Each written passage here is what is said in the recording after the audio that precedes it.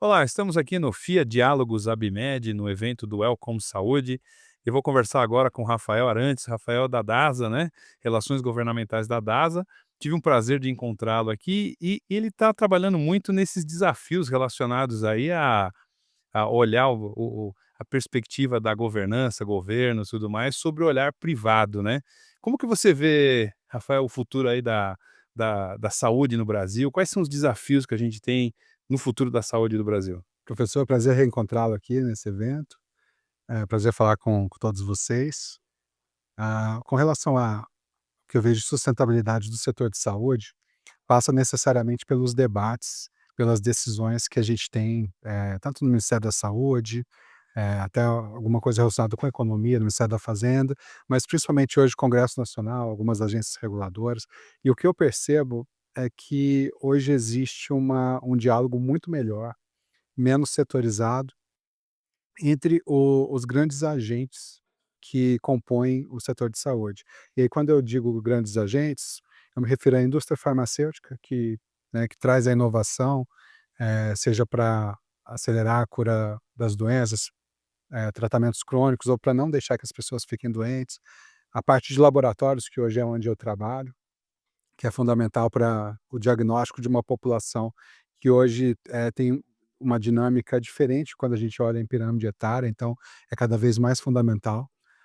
Os hospitais que vão dar o tratamento para toda essa população, e tem que ser um tratamento cada vez mais eficaz, que garanta uma experiência muito boa para o cliente, principalmente que ele não volte com aquele mesmo problema. E a fonte pagadora, né, os planos de saúde, as operadoras de plano de saúde, que eu comecei nesse setor em 2017 para 18, e o que eu percebia é que havia uma grande distância entre esses atores, que hoje eles conversam melhor, e ao conversarem melhor, eles conseguem pautar também de forma mais eficaz esses tomadores de decisão que estão dentro do Congresso Nacional, que estão nos ministérios, nas agências reguladoras. E aí é fundamental que se tenha toda todo esse arcabouço de informação que vem, eh, e aí eu me refiro à saúde privada, dessas empresas. Então, olha, eu sou uma empresa farmacêutica líder em inovação, preciso, de uma remuneração para essa pesquisa e desenvolvimento que eu criei, mas é fundamental que se enxergue como hoje está o cenário dessas fontes pagadoras, até para eu efetuar um pipeline, que seja condizente com uma realidade. Eu vejo que hoje isso acontece melhor, a mesma coisa com os hospitais. Então eu sou otimista com relação a essa sustentabilidade. Às vezes a gente tinha um pouco de dúvida no passado, que parecia que a inflação médica, ela subia tão mais do que a inflação, do IPCA, que parecia que em algum momento a saúde ficaria impagável.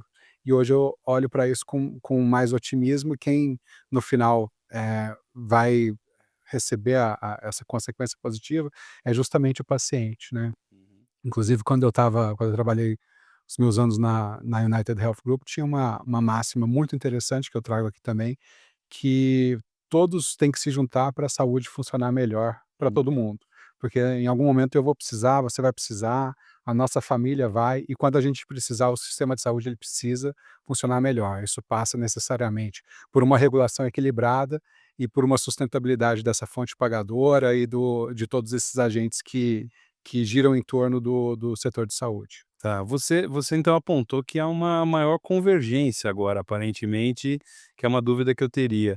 Quando a gente está falando aí de 2050, que é o cenário que nós estamos trabalhando, como você vê a questão da IA, né, que está todo mundo discutindo, que é um impacto que vai ter em todas as áreas, em todos os segmentos, numa complexidade muito grande, porque a indústria da saúde é muito complexa. Como você vê isso? Também há uma convergência no olhar sobre a IA? Existe uma convergência, a gente fala muito de IA no mercado de saúde, e principalmente no sentido de deixar a saúde cada vez mais preditiva. Uhum. E aí seja pela utilização de dados, seja por uma atenção mais, completa no paciente, e o objetivo vai ser sempre, independente de onde você senta, na saúde, o objetivo será sempre não deixar a pessoa ficar doente, Uhum. né, quando a gente fala isso é o seguinte: "Olha, eu preciso ser mais preditivo, preciso ser mais precavido", não deixar que a pessoa chegue num patamar que seja mais custoso ou que seja, irrecuperável. Esperando. Então a IA, a gente vê que ela vai, agir muito nesse sentido, E de ser mais preditivo. Ao mesmo tempo, eu acho que tem uma questão que é quase disruptiva quando se fala de saúde, é que é um setor que você nunca vai deixar a humanização de lado. Então, uhum. o grande debate é como a gente vai fazer essa mescla, de inteligência artificial com cuidado, com atenção que só o humano pode providenciar. Legal. Se você fosse um agente público e tivesse que tomar, assim, qual que é o ponto-chave que a gente tem que ter de atenção de hoje a 2050, na saúde? Quer dizer, se tivesse que ser a gente sabe que ser simples, às vezes corre o risco de ser simplório, mas se tivesse que pegar um ponto, falar: "A gente tem que apostar tudo nisso", qual seria? Hã, olha, eu acho que vai muito desse cuidado preventivo, né, mas eu acho que uma coisa que tende a funcionar bem, principalmente quando a gente traz a questão de inteligência artificial e hoje os setores dentro da saúde se falando melhor, é a interoperabilidade, né. Hum, Então hoje ainda é uma coisa que eu esperava já em 2026 que tivesse um pouco mais avançado. A gente vê a interoperabilidade de outros setores, né, diferentes da saúde, muito mais avançadas, mas ainda, com um nível de maturidade baixo dentro da por saúde. que que não é baixo? É regulação, é dificuldade técnica, o que que você acha? Eu acho que passa pela regulação, é um setor, né, até pelas particularidades, ele tem que ser regulado de uma maneira diferente. Hum, Então, o debate que se exige é um debate, mais amplo, mais cuidadoso, mas tem a questão concorrencial muito forte. Então, hoje tem-se uma certa desconfiança: "Olha, vou gerar dados, esses dados eles podem ir para o meu concorrente, como é que isso vai funcionar?". Então, até um certo desconhecimento, mas um receio diante desse cenário concorrencial. E tem uma coisa quando a gente vai para o setor privado, que é diferente do SUS, mas quando eu vou para o setor privado, hoje é muito comum, que o cliente ele fique num plano de saúde por 2, 3 anos, uhum. ele sai de uma empresa, vai para outra, muda de plano de saúde, dentro dessas negociações existe também essa alteração. Então, sob o ponto de vista de negócio, para que eu vou investir em uma interoperabilidade para um cliente que muito provavelmente em algum momento, num curto espaço de tempo, vai me Pode ir deixar embora. para ir para um Uhum. concorrente. Então eu acho que esse tipo de pensamento, ele evita uma maturação desse assunto. Mas eu sou otimista que para 25 anos a gente vai ter um sistema de interoperabilidade, inclusive de saúde privada, de SUS. Uhum. A gente costuma separar, né, saúde privada de SUS, mas quando a gente joga, eh, em termos de saúde pública, é uma saúde só. É, É, a saúde é da pessoa, né, não é do SUS ou é do exatamente. privado, ele vai se tratar em algum lugar. E você crê que o papel do Estado nisso acaba sendo mais forte, né, em criar essas grandes dinâmicas? Porque às vezes a gente espera do privado coisas que devem ser públicas, né. Eu acho que, quando a gente fala de saúde pública, né, as preocupações são tantas, são tamanhas, de uma complexidade tão imensa, que talvez isso também, a questão de interoperabilidade, ela ainda não esteja dentro das grandes prioridades, e isso é totalmente compreensível. Mas eu acho que tem sim um papel, público muito importante, muito relevante, até para chamar as empresas para suscitar esse assunto. Então, como de repente criar uma coisa única que valha para o Brasil inteiro. Isso é um outro fator. Para qualquer aspecto de saúde que você vai, os dados eles são muito diferentes, seja de um estado para outro, de uma empresa para outra. Isso dentro do SUS também é a mesma coisa, né? Quando a gente fala da dinâmica continental do Brasil, ela se reflete nessa dificuldade de se criar interoperabilidade também. Legal. Mas necessariamente eu acho que a interoperabilidade ela vai trazer ganhos para o paciente reais, nessa questão de ser mais preditivo, e tem uma diminuição importante no custo de saúde, seja para você evitar procedimentos desnecessários, seja para você, começar a tratar o paciente quando ainda é um paciente tratável. Uhum. Então isso é uma coisa que todo mundo vai sair, Vai ter ganhando. mais vantagens, mais oportunidades. E você é um otimista, né, já deu para perceber que é um otimista, quer dizer, o que que você levaria como, assim, grande expectativa em 25 anos, eu fazendo um olhar aí de futuro, de cenário, quer dizer, o que que você considera aí o nosso objetivo com o observatório é conseguir chegar no IDH próximo da OCDE, né. E aí quando você compara com alguns países lá, o negócio é complicado, você pega Sim, uma sim. Noruega tem 3 milhões e poucos, 3.900.000 habitantes, é covardia quando compara com o Brasil, né.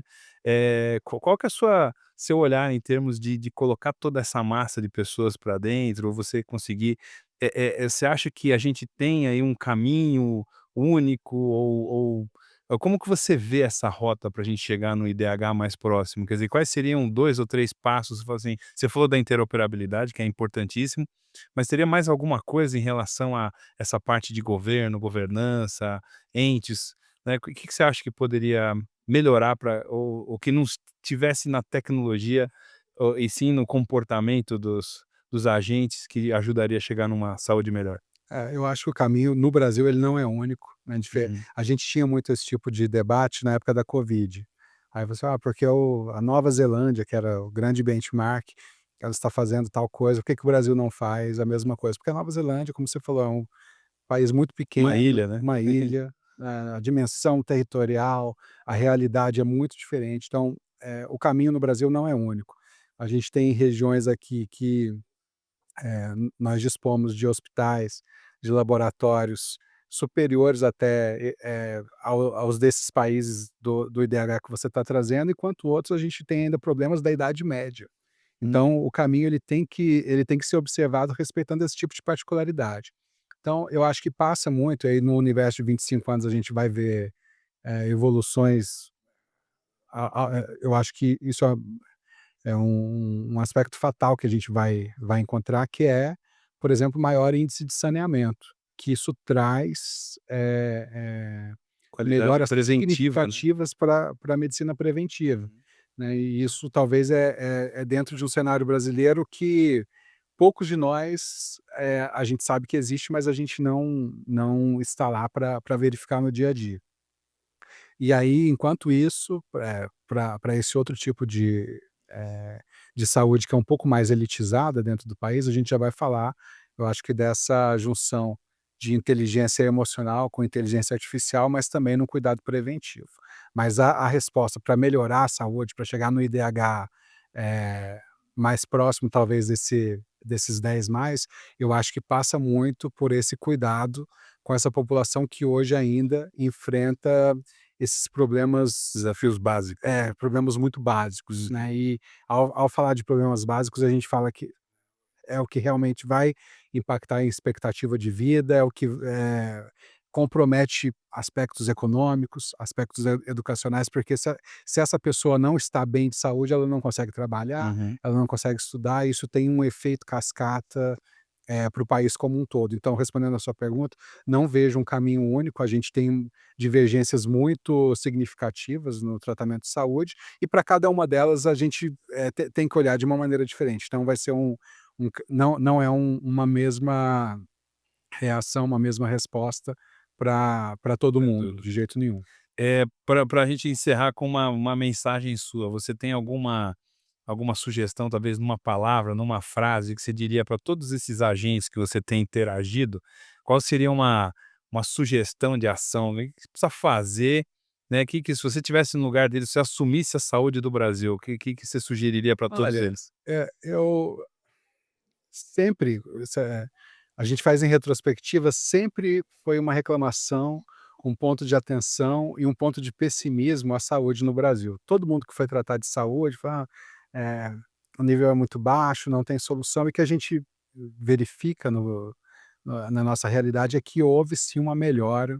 O Brasil só enfrentou melhoras até hoje, Longo prazo, né, olhando com pra relação à saúde. E o meu otimismo também vem daí. Então, quando a gente olha para um universo de 25 anos, eu acho que a gente deve continuar a ouvir todos esses atores, a lidar com a seriedade que a gente tem, com a com que a gente trata a saúde, em 25 anos a gente acho que vai erradicar um monte de doença, a gente vai, trazer algumas inovações, benefícios que é o que a gente espera hoje. Então, eu acho que O prognóstico, né. o meu recado é esse, que para a gente não desistir de levar a saúde a sério, porque isso tem dado resultados muito significativos para nós. Muito bom, não desistir de levar a saúde a Tá sério, certo. boa frase.